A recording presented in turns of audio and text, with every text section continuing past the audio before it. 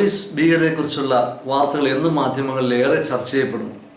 ഒറ്റപ്പെട്ട പോലീസ് അതിക്രമങ്ങൾക്ക് അമിത പ്രാധാന്യം നൽകുമ്പോൾ അർഹിക്കുന്ന അംഗീകാരമോ പ്രാധാന്യമോ ലഭിക്കാതെ പോകുന്ന ഒരു വിഭാഗമാണ് പോലീസ് ഉദ്യോഗസ്ഥന്മാർ. ആധുനിക സമൂഹത്തിൽ സേവന സന്നദ്ധതയുള്ള ഒരു പോലീസ് ഓഫീസർക്ക് എന്തെല്ലാം സമൂഹത്തിന് വേണ്ടി ചെയ്യാം എന്നുള്ളതിന് ഉത്തമ ഉദാഹരണമാണ് Nedumbassery circle inspector Rajkumar sir. ചുരുങ്ങിയ കാലം കൊണ്ട് വേറിട്ട മാതൃകാ സേവന പ്രവർത്തനങ്ങളിലൂടെ ജനങ്ങൾ നെഞ്ചിലേറ്റിയ ഈ യുവ പോലീസ് ഓഫീസറാണ് പേഴ്സൺ ഓഫ് ദ വീക്ക് പ്രോഗ്രാമിലേക്ക് ഇന്ന് അതിഥിയായി എത്തിയിട്ടുള്ളത്. നമുക്ക് അദ്ദേഹത്തെ സ്വാഗതം ചെയ്യാം. സ്വാഗതം. നമസ്കാരം. രാജ്കുമാർ. സാറിൻ്റെ മുഴുവൻ പേര് എന്താണ്? മുഴുവൻ പേര് പി രാജ്കുമാർ. സാറിൻ്റെ സ്വദേശം? വീട് വൈക്കമാണ്. വൈക്കത്തിനടുത്ത് മറവന്തിരുത്ത്. സാറ് പോലീസ് സർവീസിൽ ഒരുപാട് ആക്ടിവിറ്റീസ് ചെയ്യുന്ന ഒരു വ്യക്തിയായിട്ട് ഞങ്ങൾക്ക് മനസ്സിലാക്കാൻ കഴിഞ്ഞിട്ടുണ്ട്. ഈ പോലീസ് സർവീസ് തന്നെ ഈ സേവനത്തിനായിട്ട് തിരഞ്ഞെടുത്താണോ? എന്താണ് പോലീസിലേക്ക് വരാനായിട്ടൊരു കാരണമെന്ന് പറയാമോ? പോലീസ് എന്ന് പറയുന്നത് അവരുടെ പ്രധാന ഡ്യൂട്ടി എന്ന് പറയുന്നത് തന്നെ മറ്റുള്ളവരുടെ ജീവനും സ്വത്തിനും സംരക്ഷണം കൊടുക്കുക എന്നുള്ളതാണ്. നമ്മളുടെ ഏതൊരു പ്രവൃത്തി എടുത്തു നോക്കി കഴിഞ്ഞാൽ ആ പ്രവൃത്തിയുടെ എല്ലാം പിന്നിൽ തീർച്ചയായും അവൻ്റെ ജീവൻ്റെയോ സ്വത്തിൻ്റെയോ ഒരു പുറകിൽ എന്തെങ്കിലും ചരിത്രം ഉണ്ടാവും. അപ്പം അതുകൊണ്ട് പോലീസാണ് ഏറ്റവും നന്നായിട്ട് ഒരു സൊസൈറ്റിയിലെ ജനങ്ങൾക്ക് സ്വത്തിനും ജീവനും സംരക്ഷണം കൊടുക്കേണ്ടത്. അതുകൊണ്ടാണ് കൂടുതൽ ഇൻട്രസ്റ്റ് കാര്യത്തിൽ തോന്നുന്നത്. പോലീസിലേക്ക് സർവീസ് തിരഞ്ഞെടുക്കാനായിട്ടുള്ള അത്രയും നന്നായിട്ട് ചെയ്യാൻ പറ്റില്ല. ഒരാളെ ഉപദ്രവിക്കുന്നത് കണ്ടു കഴിഞ്ഞാൽ ഇടപെടാൻ പോലീസിനെ പറ്റുള്ളൂ. ഒരാളെ നമ്മൾ ഉപദ്രവിക്കരുത്. വേറെ ആൾക്കാരെല്ലാം അത് ചെയ്ത പ്രശ്നമാവോ, കോടതി പോകേണ്ടി വരുമോ, ഞാനത് മൊഴി കൊടുക്കേണ്ടി വരുമോ എന്നുള്ള ഒരുപാട് ചിന്തകൾ വരുമ്പോൾ പോലീസ് ഡിപ്പാർട്ട്മെന്റ് ഓരോ പോലീസ് ഉദ്യോഗസ്ഥനും അതിനെ തടുത്തു നിർത്താനുള്ള അറിയാതെ അവൻ്റെ ഉള്ളിൽ ഒരു വിൽ പവർ ഉണ്ടാകുകയും ആ വിൽ പവർ സൊസൈറ്റിയുടെ നന്മയ്ക്കായിട്ട് നയിക്കുകയും ചെയ്യും എന്നുള്ള ഒരു നല്ല ഉദ്ദേശം തന്നെയാണുള്ളത്. അതുകൊണ്ടാണ് പോലീസിനോട് ഇത്ര ഇഷ്ടം. ശരി ശരി. സാർ സർവീസിൽ വന്നിട്ട് ഇപ്പോൾ എത്ര വർഷമായി? സർവീസിൽ വന്നിട്ട് 11 കൊല്ലം കംപ്ലീറ്റ് ആയി. 11 വർഷമായി. ആദ്യത്തെ പോസ്റ്റിംഗ് ട്രെയിനിങ് കാലം ട്രെയിനിങ് തൃശ്ശൂർ കേരള പോലീസ് അക്കാദമിയിലായിരുന്നു. അത് കഴിഞ്ഞ് പ്രൊബേഷണറി എസ് ആയിട്ട് കണ്ണൂർ പേരാവൂർ എന്ന് പറഞ്ഞ പോലീസ് സ്റ്റേഷനിലായിരുന്നു. ഇത് കഴിഞ്ഞ് ഇൻഡിപെൻഡന്റ് ചാർജോടുകൂടി എറണാകുളം ജില്ലയിലെ മൂവാറ്റുപുഴ സർക്കിളിന്റെ കീഴിലുള്ള വാഴക്കുളം എന്ന് പറഞ്ഞ പോലീസ് സ്റ്റേഷനാണ്. സാർ ഇരുന്ന സ്ഥലങ്ങളിലൊക്കെ തൻ്റെതായിട്ടുള്ള ഒരു വ്യക്തിമുദ്ര പതിപ്പിച്ചുകൊണ്ടുള്ള ഒരു സർവീസിൻ്റെ ലാണ് സാർ ഇതുവരെ കടന്നു വന്നിട്ടുള്ളത് മനസ്സിലാക്കാൻ പറ്റും. എന്തൊക്കെയാണ് സാറ് കടന്നു വന്ന സ്റ്റേഷൻ പരിധിക്കെല്ലാം അവിടെയെല്ലാം സാറ് പൊതുജനങ്ങൾക്ക് വേണ്ടി എന്തൊക്കെയാണ് നടത്തിയിട്ടുള്ള ഭരണപരിഷ്കാരങ്ങൾ അല്ലെങ്കിൽ നന്മ പ്രവർത്തനങ്ങൾ എന്തൊക്കെയാണെന്ന് പറയാമോ? എൻ്റെ ആദ്യത്തെ പോലീസ് സ്റ്റേഷൻ എന്ന് പറയുന്നത് തന്നെ വാഴക്കുളമാണ്. വാഴക്കുളത്ത് നമ്മൾ ആദ്യമായിട്ട് ഒരു ട്രെയിനിങ് കഴിഞ്ഞ് ഒരു എസ് ഐ ആയിട്ട് അവിടെ ചെല്ലുമ്പോൾ തന്നെ ഒരു പോലീസ് സ്റ്റേഷനിലുള്ള പോലീസ് ഉദ്യോഗസ്ഥരെല്ലാം ഒരുപാട് സീനിയേഴ്സാണ്. ശരിക്കും പറഞ്ഞാൽ ശിശുവായിട്ടാണ് നമ്മൾ പോലീസ് സ്റ്റേഷൻ ചെല്ലുന്നത്. അപ്പോൾ ആദ്യ കാലങ്ങളിൽ നമ്മൾ പോലീസ് ഉദ്യോഗസ്ഥരുടെ കൈകളിൽ നിന്നും നമ്മൾ കുറേ കാര്യങ്ങൾ പഠിച്ചെടുക്കും. ആ സമയത്ത് തന്നെ എൻ്റെതായ കുറച്ച് പൊതു കാര്യങ്ങളോട് ചെയ്യാനായിട്ട് എനിക്ക് സാധിച്ചു എന്നുള്ളത്. അതിൻ്റെ എക്സാമ്പിൾ പറയുകയാണെങ്കിൽ ആ സമയത്ത് തന്നെ നമ്മളൊരു കമ്പ്യൂട്ടർ സെൻ്ററുമായിട്ട് ചേർന്നുകൊണ്ട് ട്രാഫിക് സുരക്ഷയ്ക്ക് ആവശ്യമായിട്ടുള്ള ലഘുലേഖകൾ ആദ്യത്തെ പോലീസ് സ്റ്റേഷനിൽ തന്നെ ഇത് അടിച്ചിറക്കുകയും അത് എല്ലാ ബസ്സുകളിലും കൊണ്ടുകിടന്ന് കൊടുക്കുകയും ചെയ്യുന്ന ഒരു അനുഭവത്തിൽ നിന്നാണ് ശരിക്കും പോലീസിലെ ഫസ്റ്റ് സർവീസ് തുടങ്ങുന്നത് അവിടെ നിന്നാണ്. ശരി ശരി. അങ്ങനെയാണ് ഒരു മാതൃക പ്രവർത്തനങ്ങളായിട്ട് തുടങ്ങുന്നത്.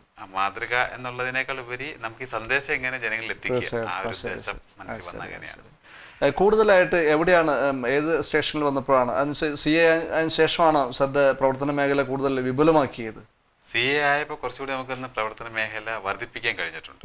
എന്നാൽ നമ്മളിപ്പോൾ ഒരു 2006 തൊട്ട് 2009 വരെ വെള്ളൂർ പോലീസ് സ്റ്റേഷൻ, കോട്ടയം ജില്ലയിലെ ന്യൂസ് പ്രിന്റ് ഫാക്ടറി സ്ഥിതി ചെയ്യുന്ന വെള്ളൂർ പോലീസ് സ്റ്റേഷൻ ജോലി ചെയ്യുന്നുണ്ട്. ആ അവസരത്തിലൊക്കെ എനിക്ക് അവിടുത്തെ നാട്ടുകാരുടെ ഒരു നിർലോഭമായ സഹകരണം ലഭിച്ചിട്ടുണ്ട്. അപ്പൊ ആ ഏരിയ പൊതുവേ മോഷണം കുറഞ്ഞ ഏരിയ ആയിട്ട് പോലും ഞാൻ അവിടെ ഒരു തവണ ആ സ്റ്റേഷൻ ലിമിറ്റിലെ മുഴുവൻ ഓട്ടോറിക്ഷ ഡ്രൈവർമാരെയും വിളിച്ചു ചേർത്തിട്ട് നമുക്ക് നമ്മുടെ ഈ ഏരിയയിൽ മോഷണം തടയാൻ എന്ത് ചെയ്യാം അതിനെ കുറിച്ചൊരു ആലോചന നടത്തി. അപ്പൊ ആ ആലോചന അന്ന് അവിടെ 189 ഓട്ടോറിക്ഷകളാണ് ഉണ്ടായിരുന്നത്.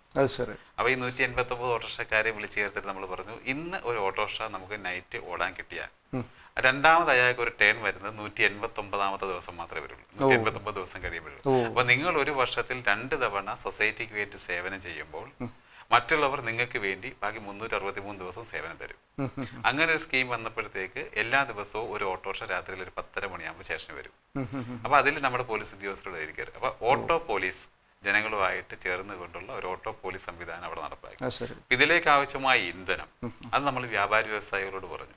അപ്പൊ അവർക്ക് ഏതായത് ഒരു മോഷണത്തിന് ഏറ്റവും കൂടുതൽ ഇരകളാകുന്ന ഇപ്പോഴും വ്യാപാരികളാണ്. അവരോട് സംസാരിച്ചു കഴിഞ്ഞപ്പോൾ അവർ പറഞ്ഞു ഇതിലാവശ്യമായ ഇന്ധനം ഈ വ്യാപാരികൾ കൊടുത്തോളാന്ന് പറഞ്ഞു. അപ്പൊ അത് നമുക്ക് വളരെ നാള് അതങ്ങനെ കണ്ടിന്യൂസ് ആയിട്ട് പോകാൻ കഴിഞ്ഞു എന്ന് പറയുന്നത് ഒരു വലിയ ഒരു അനുഭവമായിരുന്നു. ശരി, തീർച്ചയായിട്ടും. ശരി, അങ്ങനെയാണ് കൂടുതൽ പ്രവർത്തനങ്ങളിലേക്ക് വന്നത് അല്ലേ? ഇപ്പോൾ നെടുമ്പാശ്ശേരി സർക്കിളിൽ സർ ജോയിൻ ചെയ്തിട്ട് എന്നായിരുന്നു ജോയിൻ ചെയ്തത്? ഞാൻ 2014 മാർച്ച് മാസം 5-ാം തീയതിയാണ് നെടുമ്പാശ്ശേരിയിൽ CA ആയിട്ട് ജോയിൻ ചെയ്തത്. ശരി. അതിന് മുമ്പ് 2011 9-ാം മാസം തൊട്ട് 2014 മാർച്ച് വരെ കോട്ടയം ജില്ലയിലെ പൊൻകുന്നം പോലീസ് സ്റ്റേഷനിലെ സർക്കിൾ ഇൻസ്പെക്ടറായിരുന്നു. ശരി. അവിടെയും ഇത്തരം പ്രോജക്റ്റുകൾ കൂടുതലായിട്ട് തന്നെ അവിടെയും ധാരാളം പ്രോജക്റ്റുകൾ ചെയ്തു. 2011 തന്നെ ഞങ്ങൾ അവിടുത്തെ ഒരു 9 സ്കൂളിലെ കുട്ടികളെ വിളിച്ചുകൊണ്ട് ഓരോ സ്കൂളിലും ലഹരി പദാർത്ഥങ്ങൾ ജീവിതത്തിൽ ആവശ്യമുണ്ടോ എന്നതിനെ സംബന്ധിച്ച് ഓരോ സ്കൂളിലും ഒരു എഴുത്ത് പരീക്ഷ നടത്തി. അപ്പൊ അങ്ങനെ എഴുതിയ അപ്പൊ മൊത്തം കുട്ടികൾ വെച്ച് അതിൽ നിന്ന് കുറച്ച് നല്ല എഴുതുന്ന കുട്ടികളെ എല്ലാവരെയും കൂടി പങ്കെടുപ്പിച്ചുകൊണ്ട് 9 സ്കൂളിനെ കൂടി പങ്കെടുപ്പിച്ചുകൊണ്ട് വേറെ എഴുത്ത് പരീക്ഷ നടത്തി. അത് 169 കുട്ടികളാണെന്ന് പങ്കെടുത്തത്. ആ 169 കുട്ടികളിൽ പങ്കെടുത്ത ആ ലഹരി എഴുത്ത് പരീക്ഷകളെല്ലാം ഉപന്യാസങ്ങളെല്ലാം കൂടി നമ്മൾ നല്ലൊരു അധ്യാപകനെ വെച്ച് വാല്യൂ ചെയ്തു. അങ്ങനെ വാല്യൂ ചെയ്ത് കഴിഞ്ഞപ്പോൾ അതിൽ നിന്ന് ഏറ്റവും മികച്ച ഒരു 10-60 സെലക്ട് ചെയ്തു. അതെല്ലാം കൂടി ഞങ്ങൾ ഒരു കൈയെഴുത്ത് പ്രതിയാക്കി.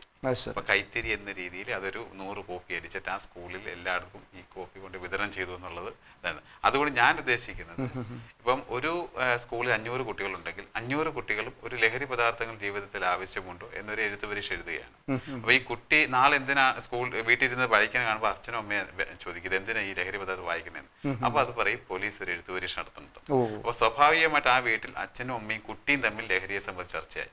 500 കുട്ടികൾ പഠിക്കുന്ന ഒരു സ്കൂളിലാകുമ്പോൾ അപ്പൊ അച്ഛനും അമ്മയും എല്ലാരും കൂടി ആകുമ്പോൾ ഒരു 1500 പേര് ആ ഒരു പാർട്ടിസിപ്പൻസ് ആയിട്ട് വരുന്നുണ്ട്. അറിയാതെ ചർച്ചയ്ക്ക് 9 സ്കൂളിലേക്ക് ആകുമ്പോൾ 14,500 ആൾക്കാർ. അപ്പൊ നമ്മുടെ ചെറിയൊരു പ്രവൃത്തി ഇത്രയും വൈഡ് ആയിട്ട് എഫക്ട് കിട്ടുന്ന ഒരു സ്ഥിതിയിലേക്ക് വന്നു. തീർച്ചയായും അതാണ് ഈ സ്ഥലങ്ങളിലെല്ലാം പൊതുജനങ്ങളിൽ നിന്നും ഡിപ്പാർട്ട്മെന്റിൽ നിന്നൊക്കെ പരിപൂർണമായിട്ടുള്ള പിന്തുണയും സഹകരണങ്ങളൊക്കെ സാറിന് ലഭിച്ചിട്ടുണ്ടോ? തീർച്ചയായും കിട്ടിയിട്ടുണ്ട്. അതായത് പൊതുജനങ്ങൾ അവർക്ക് അവരുടെ വീട്ടിൽ എന്തായാലും പോലീസ് ഇങ്ങനെ ചെയ്യുന്നു എന്ന് കാണുമ്പോൾ അപ്പൊ അതുകൊണ്ട് തന്നെ വേറെ എവിടെയെങ്കിലും ഒരു വിഷയം ഉണ്ടായിക്കഴിഞ്ഞാൽ പോലീസ് അവിടെ ചെന്നിട്ട് അതങ്ങനെയല്ല സുഹൃത്തെ എന്ന് പറയുമ്പോൾ നമ്മുടെ ഈ പ്രവൃത്തിയുടെ ഒരു ബാക്ക്ഗ്രൗണ്ട് അവരിലുണ്ടാവും. അപ്പൊ തീർച്ചയായും അവർ ഞങ്ങൾ പറയണത് സന്തോഷത്തോടുകൂടിയാണ് അനുസരിക്കുന്ന അനുഭവമാണ് ഉണ്ടായേക്കുന്നത്. ശരി, ശരി. ഇത് കൂടാതെ വേറെന്തെങ്കിലും പ്രോജക്റ്റുകൾ ഇപ്പോൾ നെടുമ്പാശ്ശേരിയിൽ വന്നിട്ട് സാർ നടപ്പിലാക്കിയിട്ടുണ്ടോ? നെടുമ്പാശ്ശേരി വന്ന് ചെയ്തിട്ടുണ്ട്. അത് കൂടാതെ പാലായിലിരുന്നപ്പോൾ തന്നെ മുണ്ടുപാലം ഗവൺമെന്റ് LP സ്കൂളുണ്ട്. ആ സ്കൂളിൽ ശരിക്കും അനാഥരായിട്ടുള്ള കുട്ടികൾ മാത്രം പഠിക്കുന്ന ഒരു സ്കൂളാണ്. ആ സ്കൂളിൽ 75 കുട്ടികളെ പോലീസ് ജീപ്പ് അയച്ചു കൊടുക്കും. എന്നിട്ട് ആ കുട്ടികളെ ആ ജീപ്പിൽ കയറ്റിയിട്ട് അവിടെ ഒരു സ്വിമ്മിംഗ് പൂളുണ്ട്. ആ സ്വിമ്മിംഗ് പൂളിൽ അയച്ചിട്ട് അവർ നീന്തൽ പഠിപ്പിക്കുന്നവര്. ആ 75 കുട്ടികൾ ഇതേപോലെ തീരെ പാവപ്പെട്ട വീട്ടിലെ കുട്ടികൾ എല്ലാ കുട്ടികളെയും ഒരു മുഖ്യധാരയിലേക്ക് എത്തിക്കുന്നതിന്റെ ഭാഗമായിട്ടാണ് ഇത്തരം കാര്യം ചെയ്യുന്നത്. അതിന്റെ അത് കഴിഞ്ഞിട്ട് ആ പോലീസ് സ്റ്റേഷൻ ലിമിറ്റിൽ തന്നെ നമ്മൾ പാല ബ്രില്യന്റ് എന്ന് പറയുന്ന ഒരു വലിയൊരു എൻട്രൻസ് കോച്ചിങ് സെന്റർ ഉണ്ട്. ഇന്നിപ്പോ ഏറ്റവും ആളാണ്. അപ്പൊ അവിടെ പഠിക്കുന്ന കുട്ടികൾ, അതായത് ഞാൻ നോക്കിയപ്പോ നല്ല സാമ്പത്തികമുള്ളവരാണ് കൂടുതലും പഠിക്കുന്നത്. അപ്പൊ പാലായിൽ ജനമൈത്രി സംവിധാനം നടപ്പിലാക്കിയപ്പോൾ ബീറ്റ് ഓഫീസർമാരോട് പറഞ്ഞു വിടുന്ന കാര്യങ്ങൾ ഒരെണ്ണം ഇതാണ്.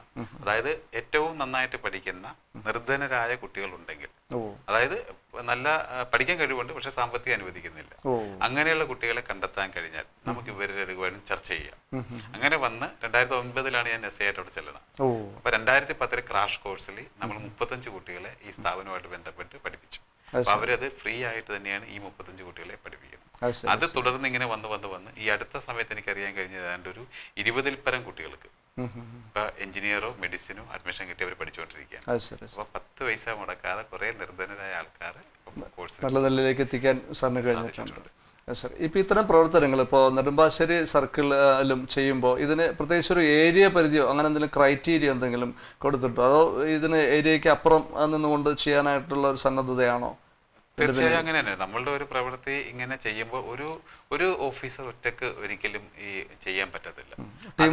ടീം വർക്കാണ്. അപ്പൊ നെടുമ്പാശ്ശേരി പോലീസ് സ്റ്റേഷനെ സംബന്ധിച്ച് പ്രത്യേകിച്ച് ഹരി SI അദ്ദേഹമൊക്കെ ശരിക്കും ഇത്തരം ഒരു കാര്യത്തിന് ഒരുപക്ഷെ സാറിന് അറിയാൻ കഴിയും. അങ്കമാലി പോലീസ് സ്റ്റേഷനിലേക്ക് ഇരുന്ന സമയത്തും ഇവിടെയും ഒത്തിരി മാതൃക പ്രവർത്തനങ്ങളൊക്കെ ചെയ്തിട്ടുണ്ടോ നടപ്പാക്കിയിട്ടുള്ളതാണ്. അങ്ങനെയുള്ള കുറച്ച് ആൾക്കാരുടെ സഹകരണം കൂടി നമുക്ക് കിട്ടിക്കഴിയുമ്പം നമ്മുടെ ഈ പ്രവർത്തന മേഖല തീർച്ചയായും നമുക്കൊരു ദിവസം സമയത്ത് അറ്റൻഡ് ചെയ്യാൻ കഴിഞ്ഞില്ലെങ്കിൽ അവർക്ക് അവരുടേതായ ഒരു ഐഡിയയും കഴിവും ഉള്ളവരാണ്. അവരെ കൂടി ചേർത്ത് നിലനിർത്തി മുന്നോട്ട് കൊണ്ടുപോകാൻ കഴിയും. അതിന് പറ്റിയ ഒരു സ്ഥലമായിട്ട് എനിക്ക് നെടുമ്പാശ്ശേരി ഫീൽ ചെയ്തിട്ടുണ്ട്. കാര്യം ഇപ്പൊ ഇവിടെ നമ്മളിപ്പം എല്ലാ സ്കൂളിലും ഇപ്പൊ ആബ്സെന്റീസ് വരുന്നുണ്ട്. അതായത് എല്ലാ സ്കൂളിലും ഞങ്ങൾ ചെന്നിട്ട് ആദ്യം പ്രിൻസിപ്പൽമാരെ ബോധവൽക്കരിച്ചു. കാരണം എന്താ വെച്ചാൽ ഇന്ന് സ്കൂൾ കുട്ടികളാണ് ഏറ്റവും കൂടുതൽ ലഹരിക്കോ മറ്റു കാര്യങ്ങൾക്കോ അറിയാതെ അടിമപ്പെട്ടു. അപ്പൊ ഒരു അനുഭവം പറയുന്നത് 8ാം ക്ലാസ്സിൽ ഒരു പ്രിൻസിപ്പൾ വിളിക്കുന്നു, ഇങ്ങനെ സ്കൂളിൽ ഒന്ന് വരാവോ. ചെന്ന് കഴിഞ്ഞപ്പോൾ 8ാം ക്ലാസ്സിൽ പഠിക്കുന്ന വിദ്യാർത്ഥി മദ്യപിച്ചതിന്റെ ആ ഹാങ് ഓവറിൽ ഛർദ്ദിച്ച് നിൽക്കുന്ന അവസ്ഥ. അപ്പൊ അത്ര ചെറിയ ക്ലാസ്സിൽ തന്നെ മദ്യത്തിന്റെ ഒരു ദുരന്തം കുട്ടികളിലേക്ക് വരുന്നുണ്ട്. അത് തടയാൻ വേണ്ടി എന്നുള്ള ഭാഗമായിട്ടും കുട്ടികൾ സ്ഥിരമായിട്ട് ക്ലാസ്സിൽ കയറാതെ മറ്റു കാര്യം പോവാതിരിക്കുന്നുണ്ടോ എന്ന് അറിഞ്ഞിട്ടുള്ളത് കൊണ്ട് ഞങ്ങൾ തന്നെ എല്ലാ സ്കൂളിലും ചെന്ന് ഹെഡ് മിസ്സസ് ഓർ പ്രിൻസിപ്പൽമാരുമായിട്ട് ചർച്ച നടത്തിയിട്ടുണ്ട്. അതിന്റെ ഭാഗമായിട്ട് ആ സ്കൂളിൽ തന്നെ PTA മീറ്റിംഗ് വിളിച്ച് അപ്പൊ അവരുടെയും കൂടി കൺസെന്റോട് കൂടി ഒരു ദിവസം ആരെങ്കിലും ആബ്സെന്റ് ആയാൽ ആ ആബ്സെന്റ് ജെനുവിൻ ആണോ അല്ലയോ എന്നത് ഞങ്ങളെ അറിയിക്കുന്നുണ്ട്. അറിയിക്കുന്ന ഇവരുടെ ഇമെയിൽ സംവിധാനം സ്റ്റേഷനിലേക്ക് അറിയിക്കുന്നു. അപ്പൊ എല്ലാ ദിവസവും ആ എല്ലാ എന്റെ ഇപ്പൊ സർക്കിൾ ലിമിറ്റിലുള്ള സ്കൂളുകളിൽ നിന്ന് ഇമെയിൽ പോലീസ് സ്റ്റേഷൻ വരും. അപ്പൊ അത് SI ഹരിയുടെ നേതൃത്വത്തിലുള്ള ടീം അത് എന്നും വാച്ച് ചെയ്യുന്നുണ്ട്. അപ്പൊ 10:30ക്കും 11 മണിക്ക് ഇടയ്ക്ക് ഈ സാധനം ലിസ്റ്റ് എടുത്തിട്ട് ആ കുട്ടിയുടെ വീട്ടിലേക്ക് വിളിച്ച് ചോദിക്കുന്നുണ്ട്. അപ്പൊ ആ കുട്ടിയുടെ വീട്ടുകാരറിയാതെയും സ്കൂൾ അറിയാതെയുമാണ് ആബ്സെന്റ് ആയെങ്കിൽ അവരെ ഞങ്ങൾ കണ്ടെത്താറുണ്ട്. ഇങ്ങനെ കണ്ടെത്തി കഴിഞ്ഞപ്പോഴത്തേക്കാണ് മനസ്സിലായത് ഇവരിലും ചില വീട്ടിലെ ചില അന്തരീക്ഷം മോശമാണ്. ഒരു ബ്രോക്കൺ ഫാമിലിയുടെ ഒരു പശ്ചാത്തലമാണോ കുട്ടികളെ ഇങ്ങനെ കണ്ടെത്തലുകളിൽ കൂടുതലും അങ്ങനെ കണ്ടെത്തി. അപ്പൊ അങ്ങനെ വന്നപ്പോഴത്തേക്ക് അതിനെന്ത് പരിഹാരം എന്നുള്ളതിന്റെ ആലോചനയുടെ ഭാഗമായിട്ട് ഞങ്ങളൊരു കൗൺസിലിംഗ് സെന്റർ സ്റ്റാർട്ട് ചെയ്തു. അപ്പൊ ഇപ്പോൾ നെടുമ്പാശ്ശേരി പോലീസ് സ്റ്റേഷനിൽ 365 ദിവസവും പ്രവർത്തിക്കുന്ന ഒരു നല്ല ഒരു കൗൺസിലിംഗ് സെന്റർ ഉണ്ട്. ആ കൗൺസിലിംഗ് സെന്ററിൽ ഏതാണ്ട് 30ഓളം കൗൺസിലേഴ്സ്, അങ്കമാലി DPOL കോളേജിലെ MSW ടീച്ചേഴ്സ് ഉണ്ട്, കളമശ്ശേരിയിലെ രാജഗിരി കോളേജിലെ MSW അധ്യാപകരുണ്ട്, മറ്റു ചില സൈക്കാട്രിസ്റ്റുമാരുണ്ട്. ഇവരെല്ലാം ഫ്രീ ആയിട്ട് നമ്മുടെ ഈ സൊസൈറ്റിയിൽ ഇങ്ങനെ ദുരിതം എന്തെങ്കിലും അനുഭവിക്കുന്നവരുണ്ടെങ്കിൽ അവർക്ക് ഫ്രീ ആയിട്ട് വന്ന് ഇങ്ങനെ അവരുടെ സേവനം വിട്ടുകൊടുക്കുകയാണ്. അങ്ങനെ സേവനം കൊടുക്കാൻ കഴിഞ്ഞിരുന്നത് അല്ലെങ്കിൽ അങ്ങനെ കിട്ടിയതിലൂടെ കുറെ കുട്ടികളെങ്കിലും അവരെ ചെയ്തുകൊണ്ടിരുന്ന തെറ്റ് അവർക്ക് മനസ്സിലാകുകയും ഒരു ജീവിതത്തിലേക്ക് ഒരു പുതു വെളിച്ചം സൃഷ്ടിക്കാനായിട്ടും ഇപ്പൊ ഈ കൗൺസിലിംഗിന് സാധിക്കുന്നുണ്ട്. അതൊരു വലിയ ദൈവാനുഗ്രഹം കൂടിയും അത് നമുക്ക് ചെയ്യാൻ കഴിഞ്ഞത് ദൈവം നൽകിയ ഒരു വലിയൊരു അനുഗ്രഹമായിട്ടും. തീർച്ചയായിട്ടും ശരിയാണ്. അപ്പോൾ ഇത്തരം കാര്യങ്ങൾ എല്ലാ സ്റ്റേഷനിലേക്കും സാർ ഇപ്പോൾ ചെയ്ത ഒരു തിരികൊളുത്തിയ ഈ ഒരു പ്രോജക്റ്റ് എല്ലാ സ്റ്റേഷനിലേക്കും നമുക്ക് വ്യാപിപ്പിക്കാനായിട്ട് എന്താണ് അതിന് തടസ്സമായിട്ട് നിൽക്കുന്നത്? ഇപ്പോൾ സത്യത്തിൽ അതിന് യാതൊരു തടസ്സവുമില്ല. നമ്മൾ ആരും ഒരു പോലീസ് ഉദ്യോഗസ്ഥന് ഓവറായിട്ട് സ്ട്രെയിൻ എടുക്കേണ്ട കാര്യമില്ല. ഒരിക്കൽ നമ്മുടെ സ്റ്റേഷൻ ലിമിറ്റിലുള്ള അധ്യാപകരെയും രക്ഷിതാക്കളെ നമുക്കൊന്ന് ബോധവൽക്കരിക്കാൻ കഴിഞ്ഞാൽ തീർച്ചയായും ഈ അധ്യാപകരും ഈ പോലീസ് ഉദ്യോഗസ്ഥരുമായിട്ട് ഒരു ടൈപ്പ് ഒരു ലൈസൺ ഉണ്ടായാൽ മാത്രം മതി. ഒരു തടസ്സവും അതിന് യാതൊരു സാമ്പത്തിക നഷ്ടവും നമുക്ക് വരുന്നില്ല. തീർച്ചയായിട്ടും ശരിയാണ്. സാറിന്റെ ഇത്രയും കാലത്ത് സർവീസ് ജീവിതത്തിൽ ഏറ്റവും അഭിമാനിക്കാവുന്ന ഒരു നേട്ടം എന്ന് പറയാവുന്ന ഒരു സംഭവം എന്ന് പറയാമോ? എനിക്ക് അഭിമാനിക്കാവുന്ന നേട്ടം എന്ന് പറയാവുന്നത് ഇപ്പൊ കുറെ നിർധന കുട്ടികൾ എഞ്ചിനീയറിംഗിനും മെഡിസിനും പഠിക്കുന്നു. അതെനിക്ക് വലിയൊരു സന്തോഷമാണ്. ഇപ്പൊ കഴിഞ്ഞ വർഷം ആണ് 2013 ശബരിമല സീസൺ വന്ന്. അപ്പൊ അതിന് മുമ്പ് ഞങ്ങൾ കാപ്പി കൊടുക്കുന്ന സംവിധാനം ഉണ്ടായിരുന്നു. അപ്പൊ കഴിഞ്ഞ വർഷം ഞാൻ എന്ത് ചെയ്യുന്ന വെച്ച് കഴിഞ്ഞാൽ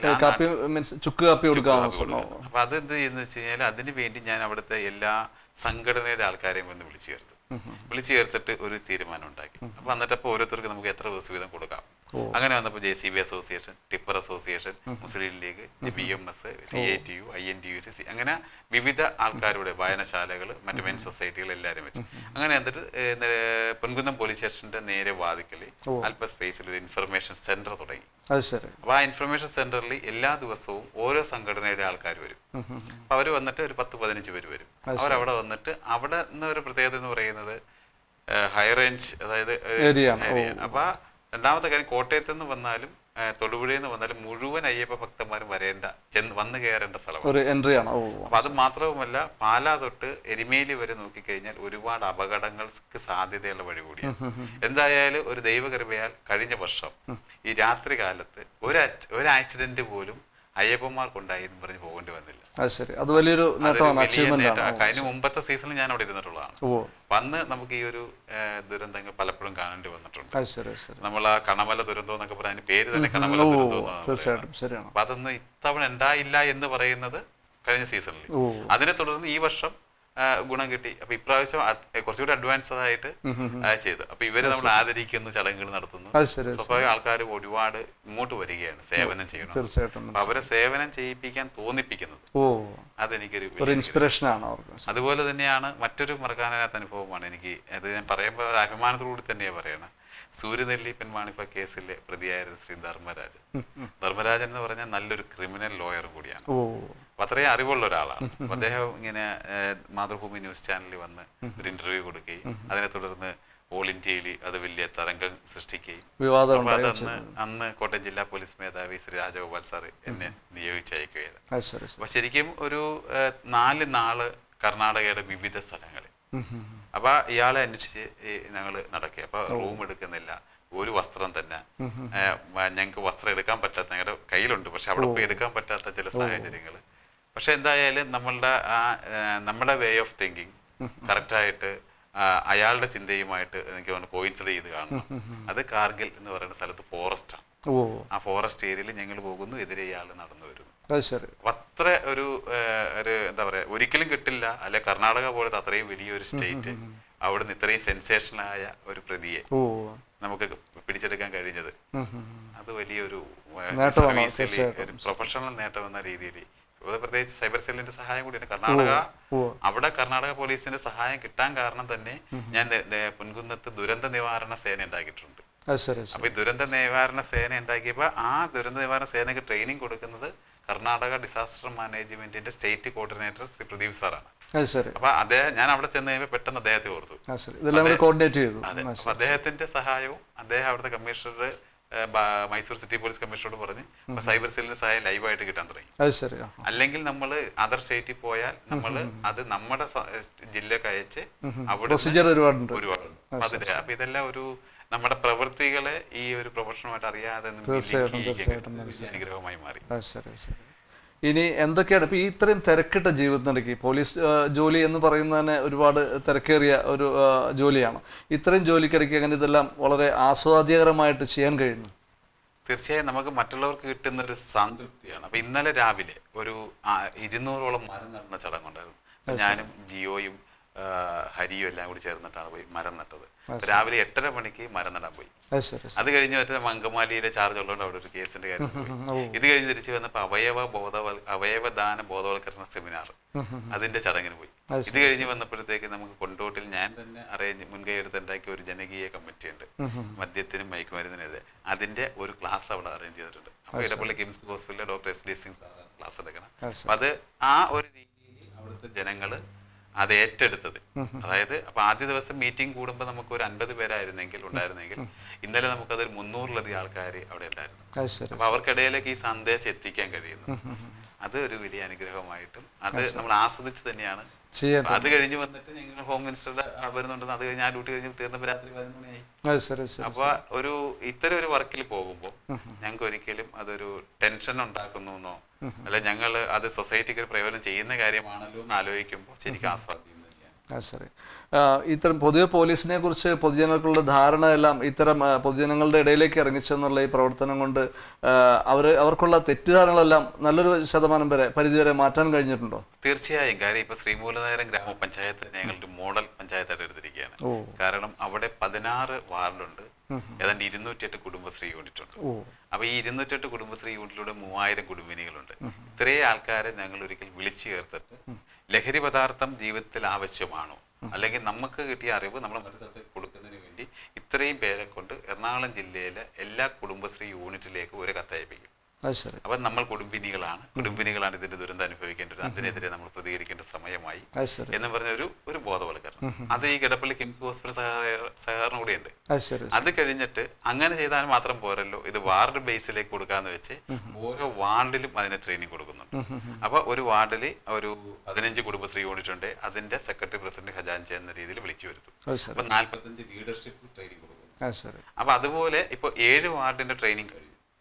അപ്പൊ 9 വാർഡ് കൂടി കഴിയുമ്പോൾ 16 വാർഡ് കഴിയുമ്പോൾ ഒരു പഞ്ചായത്തിലെ മുഴുവൻ ആൾക്കാർക്കും ട്രെയിനിങ് കിട്ടിയ ആൾക്കാരായി മാറും. ഇതോടൊപ്പം തന്നെ ഇവരുടെ കുട്ടികൾ പഠിക്കുന്ന സ്കൂളുകൾ, ശ്രീമൂലനഗരം സ്കൂളുണ്ട്, ചൊവ്വര സ്കൂളുണ്ട്, സമീപത്തെ സ്കൂൾ, ആ സ്കൂളിൽ ചെന്നിട്ട് സെയിം ക്ലാസ് തന്നെ കൊടുക്കുന്നു.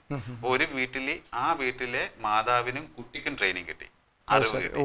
അപ്പൊ സ്വാഭാവികമായിട്ട് അവരുടെ വീട്ടിൽ മിക്കവാറും നമ്മൾ മദ്യപാനികളുടെ കണക്കെടുത്തു കഴിഞ്ഞാല് ഒരു 60% ആൾക്കാർ കൺട്രോൾഡ് മദ്യപാനികളാണ്. എന്ന് പറഞ്ഞാൽ ഏതെങ്കിലും ആഘോഷവേളകളിൽ ഉത്സവ ഒഴിവാക്കാൻ പറ്റാത്ത സാഹചര്യം കഴിക്കുന്നു എന്നുള്ള അതാണ്. അപ്പൊ അങ്ങനെയുള്ള ആൾക്കാരെ ഈ കുട്ടിക്കും ഭാര്യയ്ക്കും അറിവ് കിട്ടിയത് കൊണ്ട് അവര് പറയാണ് ചേട്ടാ അല്ല അച്ഛ ഇത് മോശമാണ് എന്ന് പറയുമ്പോ കൺട്രോൾഡ് മദ്യപാനികളുടെ ആ മദ്യപാനിക്കാനുള്ള ആസക്തി കുറഞ്ഞു വരും. അപ്പൊ അത് ഒരു നല്ല ഒരു പ്രോഗ്രാമായിട്ട് ഫീൽ ചെയ്യുന്നു. അപ്പൊ അത് ഒരു സുഖമാണ്. നെടുമ്പാശ്ശേരി സർക്കിളിന്റെ പരിധിയിൽ സാർ ചെയ്ത പ്രവർത്തനങ്ങൾ ഒന്ന് വിശദമായിട്ട് പറയാമോ? നെടുമ്പാശ്ശേരി പോലീസ് സ്റ്റേഷനിൽ ആദ്യം ചെയ്തതും ഇതേപോലെ എല്ലാ ഈ പോലീസ് സ്റ്റേഷന് കീഴിലുള്ള വിവിധ സ്കൂളിലെ കുട്ടികളെ പങ്കെടുപ്പിച്ചും ലഹരി പദാർത്ഥങ്ങളെ സംബന്ധിച്ച് ആവശ്യമുള്ള എഴുത്ത് പരീക്ഷ നടത്തി. അത് ഇവിടെയും നടത്തി. അതിന്റെ പേപ്പർ വാല്യൂ ചെയ്തു. എല്ലാ കുട്ടികൾക്കും പങ്കെടുത്തതിന് ഒരു സർട്ടിഫിക്കറ്റും ജില്ലാ പോലീസ് മേധാവിയുടെ നേതൃത്വത്തിൽ കൊടുക്കുകയുണ്ടായി. അത് കൂടാതെ സാർ ചെയ്ത എന്തൊക്കെ പ്രോജക്റ്റിനെ കുറിച്ച് കേട്ടിട്ടുണ്ട്? തീർച്ചയായും ചെയ്തിട്ടുണ്ട്. അത് കഴിഞ്ഞിട്ട് എല്ലാ ഇവിടെ ശ്രീമൂലധരം പഞ്ചായത്ത്, ചെങ്ങമനാട് പഞ്ചായത്ത്, അതുപോലെ തന്നെ നെടുമ്പാശ്ശേരി പഞ്ചായത്ത്, കാഞ്ഞൂർ പഞ്ചായത്ത്, ഇവിടെ ഈ ഏറ്റവും നിർധനരായ കുറെ ആൾക്കാരുണ്ട്. എന്ന് പറഞ്ഞാൽ ഇപ്പൊ ഞങ്ങൾ മനസ്സിലാക്കിയ നിർധനം എന്ന് ഉദ്ദേശിച്ചത് ആൺമക്കളില്ലാത്ത വിധവകൾ, വേറെ വരുമാനം ഇല്ല, ഇല്ലെങ്കിൽ ഭർത്താവ് കൊണ്ട് ജോലിക്ക് പോകാൻ പറ്റുന്നില്ല, തീരെ അസുഖത്തിന്റെ പേരിൽ, കുഞ്ഞു മക്കളാണ്, അങ്ങനെയുള്ള ആൾക്കാരെ ഞങ്ങൾ ഏതാണ്ട് 900ഓളം ആൾക്കാരെ കണ്ടെത്തി. ഈ കണ്ടെത്തിയ ആൾക്കാർക്ക് ഓണക്കാലത്ത് 5 കിലോയുടെ വിധം പച്ചക്കറി കൊടുത്തു. തീർച്ചയായും 900 ആൾക്കാർക്ക് 5 കിലോ പച്ചക്കറി 4.5 ടൺ പച്ചക്കറിയായി. 4.5 ടൺ പച്ചക്കറി മാർക്കറ്റിൽ എന്തായാലും ഒരു ലക്ഷങ്ങൾ ആവശ്യമാണ്. അപ്പൊ ഞങ്ങൾ ഈ തുക കണ്ടെത്തിയത് ഇവിടുത്തെ കോപ്പറേറ്റീവ് ബാങ്ക് പ്രസിഡന്റുമാരുടെ മീറ്റിംഗ് വിളിച്ച്. അപ്പൊ കോപ്പറേറ്റീവ് ബാങ്ക് പ്രസിഡന്റുമാരോട് പറഞ്ഞു നമുക്ക് ഇങ്ങനെ ഒരു സംവിധാനം ഉണ്ട്, അത് കൊടുക്കാൻ പറ്റുമോ എന്ന് ചോദിച്ചു. അപ്പൊ അവർ കൊടുക്കാന്ന് പറഞ്ഞു. അപ്പൊ അതിലേക്കായിട്ട് പച്ചക്കറി ഹോൾസെയിൽ ആളെ വിളിച്ചു വരുത്തി. അദ്ദേഹം ഈ ഒരു പ്രോജക്റ്റ് പറഞ്ഞു കഴിഞ്ഞപ്പോൾ അദ്ദേഹം പറഞ്ഞു ഞങ്ങൾ എവിടെ നിന്നാണോ പച്ചക്കറി എടുക്കുന്നത് ആ സ്ഥലത്ത് ഞങ്ങൾ കൊടുക്കുന്ന പൈസ എത്രയാണോ അത്രയും കൊടുത്താൽ മതി എന്ന് പറഞ്ഞു. അപ്പൊ ഏതാണ്ട് ഈ 4.5 ടൺ പച്ചക്കറി അദ്ദേഹത്തിന് 1,00,000 സംതിങ് രൂപ കൊടുത്തുകൊണ്ട് അദ്ദേഹം അത് ഇവിടെ ഇറക്കി തന്നു. അപ്പൊ അത് ഇറക്കി തന്നപ്പോ ഇത് 22 ഇനം പച്ചക്കറി ഉണ്ടായിരുന്നു. അപ്പൊ അത് നെടുമ്പാശ്ശേരി പോലീസിലെ SI-മാരായ ശ്രീഹരി, ബഷീർ, അതുപോലെ തന്നെ ജയപ്രസാദ്, തരിയൻ, അങ്ങനെ അവരുടെ ജിയോ തുടങ്ങിയ കുറച്ച് പോലീസ് ഉദ്യോഗസ്ഥരോട് ചേർന്ന് ഉത്രാടത്തിന്റെ തലേ ദിവസം രാത്രിയിൽ ലോഡ് വന്ന് അന്ന് എല്ലാവരും കൂടി ഇരുന്ന് ഇത് പാക്ക് ചെയ്ത് ഓരോ കിറ്റും 5 വീതം പാക്ക് ചെയ്ത് എന്നിട്ട് പിറ്റേ ദിവസം നമ്മൾ ഇതൊരു എല്ലാ സ്ഥലത്തും കൊണ്ടുപോയി കൊടുക്കുക ചെയ്ത. സ്റ്റേഷനിൽ ഒരു ചടങ്ങ്, ശ്രീമൂലനഗരത്ത് ഒരു ചടങ്ങ്, ഈ പറമ്പയത്ത് സ്ഥലത്ത് ഒരു ചടങ്ങ് നടത്തി എല്ലാ വീടുകളിൽ എത്തിക്കാൻ കഴിഞ്ഞതാണ് ഒരു പ്രോജക്റ്റ്. രണ്ടാമത്തെ പ്രോജക്റ്റ് ഞങ്ങൾ ഈ യുവാക്കളെ പോലീസുമായിട്ട് അടുപ്പിച്ചുകൊണ്ട് മദ്യത്തിനും മയക്കുമരുന്നിനും പുറകെ പോകാതെ ക്രിയേറ്റീവായ ആക്ടിവിറ്റി ചെയ്യുന്നതിലേക്ക് വേണ്ടി അവർക്ക് വേണ്ടി ഞങ്ങൾ ഒരു മൺസൂൺ ഫുട്ബോൾ മേള നടത്തിയായിരുന്നു. അതിലേക്ക് ഡൈവേർട്ട് ചെയ്തു. അപ്പോൾ മൺസൂൺ ഫുട്ബോൾ മേളയിൽ 32 ടീമുകൾ പങ്കെടുത്തു.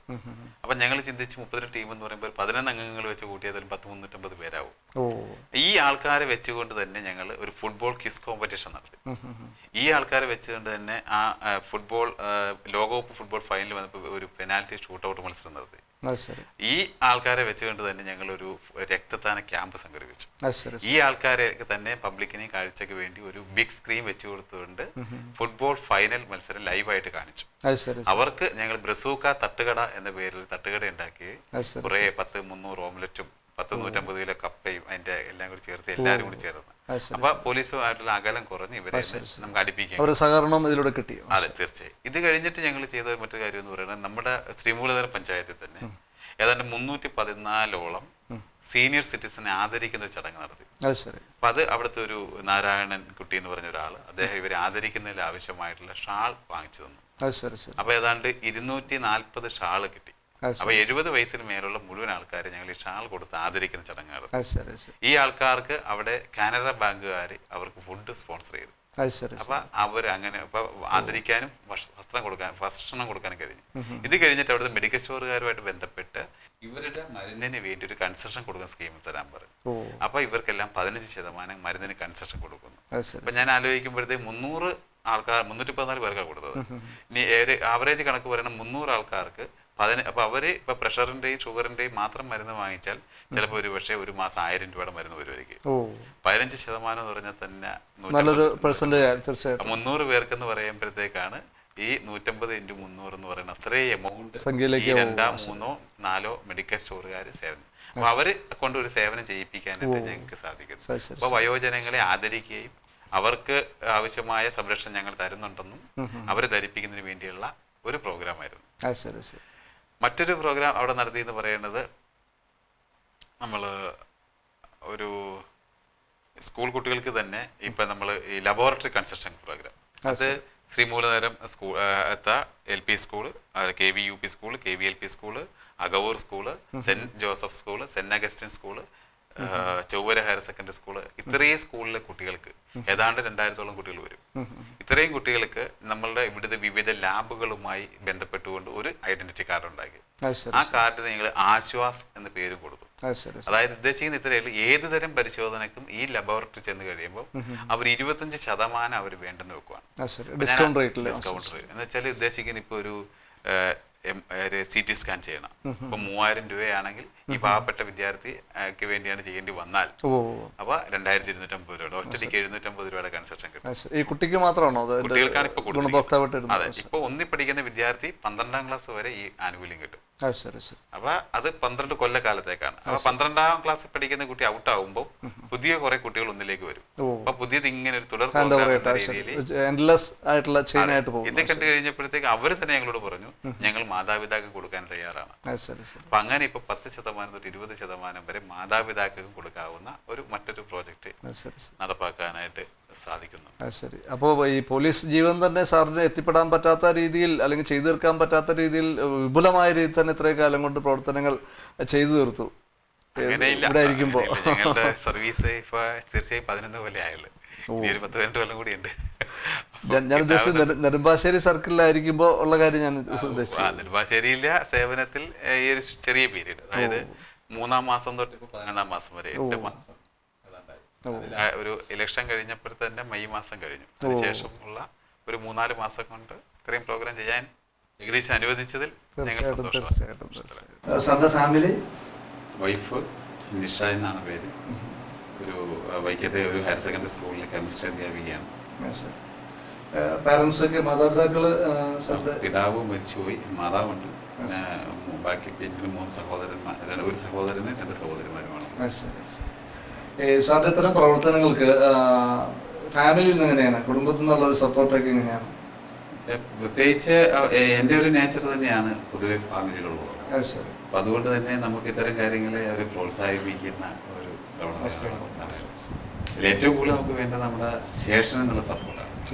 സ്റ്റേഷനിലുള്ള ഓരോ ആദ്യമായിട്ട് നമ്മളൊരു ഓഫീസർ സ്ഥലത്ത് ചെന്ന് നമ്മൾ ഈ ഐഡിയ പറയുമ്പോഴത്തേക്ക് ഇതല്ലല്ലോ പോലീസിന് ധാരാളം പണിയുണ്ടല്ലോ. അപ്പൊ നമ്മൾ ചെയ്യുന്ന പ്രവൃത്തിയെ ജീവനും സ്വത്തിന്റെ സംരക്ഷണം കൊടുക്കേണ്ട ആൾക്കാരാണ് ഈ പ്രവൃത്തിയെ ആ ജീവന്റെ സ്വത്തിന് സംരക്ഷണം കൊടുക്കുന്നതുമായിട്ടുള്ള ബന്ധം കാണിച്ചു കൊടുക്കുമ്പോൾ ഓട്ടോമാറ്റിക്കലായിട്ട് അത് വരുന്നു. നെടുമ്പാശ്ശേരി പോലീസ് സ്റ്റേഷനിൽ ഇപ്പോൾ ശരിക്കും കൃഷി നടക്കുന്നു. അപ്പൊ അത് കുറച്ച് പോലീസ് ഉദ്യോഗസ്ഥർ അതിനോട് ഭയങ്കര ഇൻട്രസ്റ്റ് ഉള്ളവർ വരെയുണ്ട്. അപ്പൊ അവരുടെ ആ കഴിവിനെ നമ്മൾ സൊസൈറ്റിക്ക് വേണ്ടി കൃഷി എന്തൊക്കെയാണ് അതിനകത്ത് ചെയ്യുന്നത്? ഇപ്പം വാഴ കൃഷിയുണ്ട്, അതിനകത്ത് പച്ചക്കറി കൃഷിയുണ്ട്. അപ്പൊ ഇപ്പൊ 33 വാഴയാണ് അവിടെ വെച്ചിരിക്കുന്നത്. അതിനകത്ത് ചീര, പടവലം, അങ്ങനെ പയർ, അങ്ങനെയുള്ള സാധനങ്ങൾ നട്ടിട്ടുണ്ട്. അങ്ങനെ അതൊരു അപ്പൊ അവരുടെ കഴിവുകളെ ആ രീതിയിൽ കൂടി നമ്മൾ യൂട്ടിലൈസ് ചെയ്യും. അപ്പൊ തീർച്ചയായും ഒരു പോലീസ് സ്റ്റേഷനിലേക്ക് വരുന്ന ഒരാൾക്ക് അവിടെ വാഴ കൃഷി ചെയ്യുന്നത് ചെയ്യുമ്പോഴത്തേക്ക് ആ പോലീസിനെ കുറിച്ച് തെറ്റായ ധാരണ മാറുന്ന ഒരു പ്രവണത ഉണ്ടാവും. അവരെ സ്വാഗതം ചെയ്യാവുന്ന ഒരു അവസ്ഥയാണ്. അപ്പൊ അങ്ങനെ ഓരോരുത്തർക്കും ഓരോ കഴിവുകൾ. അപ്പൊ ചിലര് നല്ല ഇപ്പൊ ഒരു കൂവപ്പടി എന്നൊരു സ്ഥലമുണ്ട് പെരുമ്പാവൂർ. ശരിക്കും കുറച്ച് മാനസിക രോഗികളും ആരോഗ്യമില്ലാത്തവരെയും സംരക്ഷിക്കുന്ന ഒരു സ്ഥലമാണ്. അവിടെ ഈ കഴിഞ്ഞ ഒരു സെപ്റ്റംബർ 25-ാം തീയതി നമ്മുടെ പോലീസ് സ്റ്റേഷൻ പോലീസുകാരെല്ലാരും കൂടെ എടുത്തു. ഈ പോലീസ് ഉദ്യോഗസ്ഥരെല്ലാരും തന്നെ കുറെ വസ്ത്രങ്ങൾ കളക്ട് ചെയ്തു. അവരെല്ലാരും അവരവരുടെ കയ്യിൽ പൈസ എടുത്തിട്ട് നമ്മൾ തന്നെ ഫുഡ് അറേഞ്ച് ചെയ്തു. എന്നിട്ട് ഈ ഫുഡ് അറേഞ്ച് ചെയ്ത് വസ്ത്രമായിട്ട് എല്ലാവരും കൂടെ അങ്ങോട്ട് പോയി. കൂടാതെ സ്റ്റുഡന്റ് പോലീസ് കേഡറ്റിനെ കുറച്ച് കുട്ടികളെയും കൊണ്ടുപോയി. അപ്പൊ ഈ കുട്ടികളുമായിട്ട് ചേർന്നിട്ട് ഈ കുട്ടികളുടെ കയ്യിലുള്ള കലാപരിപാടികൾ, നാട്ടിലുള്ള കുറച്ച് ആർട്ടിസ്റ്റുകൾ, പോലീസിനകത്തുള്ള കലാകാരന്മാര്, ഇവരെല്ലാരും കൂടി ചേർന്ന് ഒരു ദിവസം മുഴുവൻ അവരോടൊപ്പം മിങ്കിൾ ചെയ്തു. അപ്പൊ ഭക്ഷണം കൊടുക്കുക, വസ്ത്രം കൊടുക്കുക, സന്തോഷിക്കുക, അങ്ങനെ ഒരു വല്ലാത്ത അറ്റ്മോസ്ഫിയർ. ആ രീതിയിലേക്ക് നമ്മുടെ സ്റ്റേഷനിലെ പോലീസ് ഉദ്യോഗസ്ഥരെ മാറുന്നത്, ഉയരുന്നത്, അത് നമുക്ക് വളരെ സന്തോഷം. ആ ഒരു മാനുഷിക പരിഗണനയിലേക്ക്, ആ നിലവാരത്തിലേക്ക് ഒരു സാഹചര്യം. ഇനി എന്തൊക്കെയാണ് സാറിന്റെ ഭാവി പരിപാടികൾ, നടപ്പിലാക്കാൻ ഉദ്ദേശിക്കുന്ന പ്രോജക്റ്റുകൾ എന്തെങ്കിലും ഉണ്ടോ? ഇനി തീർച്ചയായും ധാരാളം പ്രോജക്റ്റുകളുണ്ട്. അതായത് ഇപ്പൊ നമ്മൾ പറയാണ് ഒരു ഒരു ഒരു ഡോക്യുമെന്ററി തന്നെ ഞങ്ങൾ സ്ക്രിപ്റ്റ് എല്ലാം തയ്യാറാക്കി വെച്ചിട്ടുണ്ട്. ഒരാൾ എങ്ങനെയാണ് ലഹരി ഉപയോഗിക്കാനുള്ള സ്റ്റാർട്ടിങ്, അത് ഉപയോഗിച്ച് കഴിയുമ്പോൾ അത് ഉപയോഗിച്ച് കഴിയുമ്പോൾ എന്തെല്ലാം ചെയ്യും, പിന്നീട് അത് അയാളുടെ കയ്യിൽ പൈസ ഇല്ലാതെ കിട്ടുന്നതിന് വേണ്ടി എന്ത് ചെയ്യും. ഒരു പക്ഷേ ലഹരിയുടെ ആദ്യം ഉപഭോക്താവ് മാത്രമായിരിക്കാം, പിന്നീട് അത് വിതരണം ചെയ്യുന്ന ആളായി മാറും, പിന്നീട് അയാൾ അത് ഉത്പാദകനായി മാറും, അങ്ങനെ അയാളുടെ ഫാമിലി ഇപ്പൊ ലാസ്റ്റ് ഡേയിൽ അങ്കമാലിയിലുണ്ടായ സംഭവവും ഇതേപോലെ ആ ഏരിയയിലുള്ള ആൾക്കാർ പറയുന്നത് കഞ്ചാവ് ഉപയോഗിക്കുന്നു പറയുന്നു. ഇന്ന് രാവിലെ പോലീസ് സ്റ്റേഷൻ വന്ന ഒരാൾ പറയുന്നു അയാൾ ചുമക്കുമ്പോഴേ ഞാൻ ചോദിച്ചു, 3 ചോദ്യങ്ങൾ ചോദിച്ചു, പുകവലി, മദ്യപാനം, സ്ഥിരമുണ്ട്. അപ്പൊ അയാൾ പറയുന്നത് എനിക്ക് 2 എണ്ണം എന്ന് മേടിക്കണം, 1.5 പാക്കറ്റ് സിഗരറ്റ് വലിക്കണം. അപ്പൊ ഇത് ശരിക്കും മാറ്റണമെങ്കിൽ ചെറിയ പ്രായത്തിൽ തന്നെ കുട്ടിയുടെ മനസ്സിലേക്ക് ഇത് മാറുന്നതിന് വേണ്ട ഒരു സന്ദേശം ചെല്ലണം. അപ്പൊ എനിക്ക് തോന്നുന്നു നമ്മളിങ്ങനെ ഒരു ഡോക്യുമെന്റ് നിർമ്മിച്ചാൽ, നമ്മുടെ ബഹുമാനപ്പെട്ട ആഭ്യന്തര വകുപ്പ് മന്ത്രി അദ്ദേഹം അതിനോട് സംസാരിച്ചപ്പോൾ അദ്ദേഹം നടപ്പാക്കാൻ പറഞ്ഞിട്ടുണ്ട്. അപ്പൊ അത് നടത്തിക്കഴിഞ്ഞാൽ അദ്ദേഹത്തെ കൊണ്ട് തന്നെ വിദ്യാഭ്യാസ വകുപ്പ് മന്ത്രിയുമായി സംസാരിച്ചിട്ട് അവരുടെ ആ ഒരു ഡോക്യുമെന്റ് എല്ലാ സ്കൂളിലും പ്രദർശിപ്പിച്ച് കഴിയുമ്പോൾ ഒരുപക്ഷെ എല്ലാ സ്കൂളിലും ഇപ്പൊ പ്രൊജക്ഷൻ സ്ക്രീനുണ്ട്. അപ്പൊ അങ്ങനെ ഈ കുട്ടി കണ്ടു കഴിയുമ്പോഴത്തേക്ക് തീർച്ചയായും അവരുടെ ഉള്ളിലേക്ക് നമ്മൾ ഒരു ക്ലാസ് എടുത്തു കഴിയുമ്പോൾ അവർക്ക് അതിനകത്തേക്ക് എത്തിച്ചേരാൻ ചില ലിമിറ്റേഷൻസ് ഉണ്ട്. ദൃശ്യമാധ്യമത്തിലൂടെ ആവുമ്പോൾ തീർച്ചയായും അപ്പൊ അവരുടെ മനസ്സിലേക്ക് അത് പതിയും. അപ്പൊ അങ്ങനെ ഒരു സ്ക്രിപ്റ്റും എല്ലാ കാര്യങ്ങളും റെഡി ആയിട്ടുണ്ട്, ഉടനെ തുടങ്ങാന്നുള്ളതാണ് ഒരു കാര്യം. രണ്ടാമത്തെ കാര്യം എന്ന് പറയുന്നത്, ഒരു വിദ്യാർത്ഥി ഓരോ ദിവസവും കുറച്ച് കുട്ടികൾ ലീഡർഷിപ്പ് ക്വാളിറ്റിയിലുള്ള ആൾക്കാർ, ഇപ്പൊ ഞങ്ങളിപ്പോ പ്രധാനമായിട്ട് എയിം ചെയ്യുന്നത് ചുവരയിലെ ഒരു SPC സ്റ്റുഡൻസ് ആണ്. ഏതാണ്ട് 87 കുട്ടികളുണ്ട്.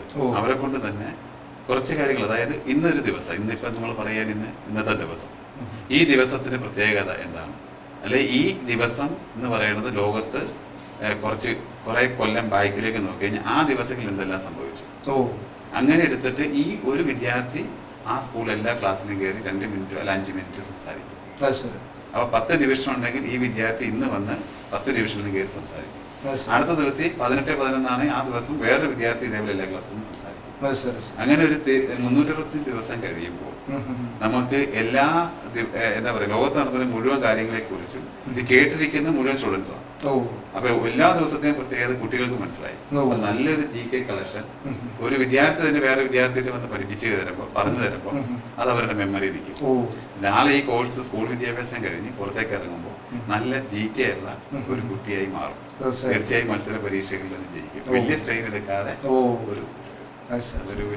ഒപ്പം തന്നെ സോഷ്യലി കമ്മിറ്റഡ് ആയിട്ടുള്ള കുട്ടികളെ വാർത്തെടുക്കുക എന്നുള്ളതുകൂടി ഇതിനകത്ത് ലക്ഷ്യമാണ്. തീർച്ചയായും അത് തന്നെ. ഞങ്ങൾ അവിടെ തൊട്ട് തെറ്റാലി വരെയുള്ള ജംഗ്ഷൻ ഞാൻ ശ്രീമൂലത്തെ തൊഴിൽ സുരക്ഷയുടെ ആൾക്കാർക്ക് തൊഴിലുറപ്പ് പദ്ധതി പറഞ്ഞിട്ടുണ്ട്. ഏരിയ സൈഡിൽ നിന്ന് ക്ലീൻ ചെയ്ത് കൊടുക്കുമ്പോൾ പബ്ലിക് റോഡാണ് ക്ലീൻ ചെയ്യാം. അങ്ങനെ ക്ലീൻ ചെയ്യുമ്പോൾ ഈ ഓരോ കുട്ടിക്കും ഒരു ചെറിയ ഏരിയ കൊടുക്കുന്നു. അവരവിടെ മരം വെച്ചിട്ടുണ്ട്, ആ മരത്തിന്റെ സംരക്ഷണം അവരേറ്റത്. അങ്ങനെ ഒരു പ്രോജക്ട് കൂടി, ഒരു പരിസ്ഥിതി സംരക്ഷണം കൂടിയാണ് അവരെ കൊണ്ട് തന്നെയാണ് കൂപ്പടി പോയത്. കഴിഞ്ഞ ദിവസം മാതൃഭവനിൽ ഇതേപോലെ ആരോഗ്യമില്ലാത്ത ഒരു കുട്ടികൾ താമസിച്ച സ്ഥലമുണ്ട്. അവിടെ 56 കുട്ടികളുണ്ട്. അവരോടൊപ്പം ഇവരെ മിങ്കിൾ ചെയ്യിച്ച് ഒരു മണിക്കൂർ. അപ്പൊ ആ 1 മണിക്കൂർ അവർക്കൊരു വലിയ അനുഭവമായിരിക്കാം. അങ്ങനത്തെ പ്രോഗ്രാമുകൾ സാറിന് എന്തെങ്കിലും ഒരു പബ്ലിക്കിനൊരു മെസ്സേജ് എന്തെങ്കിലും ഉണ്ടോ സാറിന് പറയാം, അല്ലെങ്കിൽ യുവാക്കളോട് എന്തെങ്കിലും സന്ദേശം സാറിന് പറയാനായിട്ട്? അതെ, നമ്മൾ യുവാക്കളോടോ അത് മാത്രമല്ല മുതിർന്നവരോടും കുഞ്ഞുങ്ങളോടും പറയുന്ന കാര്യം, അതായത് നമ്മൾ ഭൂമിയിലേക്ക് ജനിച്ചു വന്നപ്പോൾ നമ്മളാരും ഇന്ന പോലെ ആയിത്തീരുമെന്നോ എനിക്ക് ഇന്നയൊക്കെ ചെയ്തേ പറ്റുള്ളൂ എന്നുള്ള ചിന്തകൾ അങ്ങനെ ആവാൻ പാടില്ല. എന്ന് ഉദ്ദേശിച്ചത്, നമ്മുടെ കൈകളിൽ എന്തെങ്കിലും ഒരു അറിവുണ്ടെങ്കിൽ, നമുക്കൊരാൾക്കാരെ സഹായിക്കാൻ പറ്റുമെങ്കിൽ അതിന് ഏത് സോഴ്സ് ഉപയോഗിച്ചും നമ്മൾ അവരെ സഹായിക്കുക. കാര്യം നമ്മൾ പറഞ്ഞിട്ടല്ല നമ്മൾക്ക് ആരോഗ്യമുള്ള ശരീരവും ആരോഗ്യമുള്ള മനസ്സും നമ്മൾ തന്നേക്കണം. എല്ലാം ദാനമായി കിട്ടുക. നമ്മളൊന്നും ഇങ്ങോട്ട് ആവശ്യപ്പെട്ട് കിട്ടിയതല്ല. അപ്പൊ നമ്മൾ പോകുമ്പോൾ ഇതൊന്നും കൊണ്ടുപോകാനും പറ്റില്ല. അപ്പൊ തീർച്ചയായും നമ്മൾ പറഞ്ഞു കേട്ടനുസരിച്ചാണെങ്കിൽ ഇതെല്ലാം മണ്ണോട് ചേരുകയാണ്. അപ്പൊ നമ്മൾ പോകുമ്പോൾ നമ്മുടെ കണ്ണ്, നമ്മുടെ അവയവങ്ങൾ എന്തെല്ലാം ഉണ്ടോ ഇതെല്ലാം ആർക്ക് ദാനം ചെയ്യാൻ കഴിഞ്ഞാൽ ഈ ലോകത്തിന്റെ സൗന്ദര്യം കാണാൻ പറ്റാത്തവർ കണ്ണിലൂടെ കാണാം. അവർക്ക് ഒരിക്കൽ പോലും മൂത്രം ഒഴിക്കാൻ പറ്റാത്ത ആൾക്കാരുണ്ടെന്ന് നമ്മൾ കേട്ടിരിക്കുന്നു. അപ്പൊ അത് കിഡ്നി പ്രോബ്ലം ആണെങ്കിൽ അത് കിഡ്നി ദാനം ചെയ്യാം.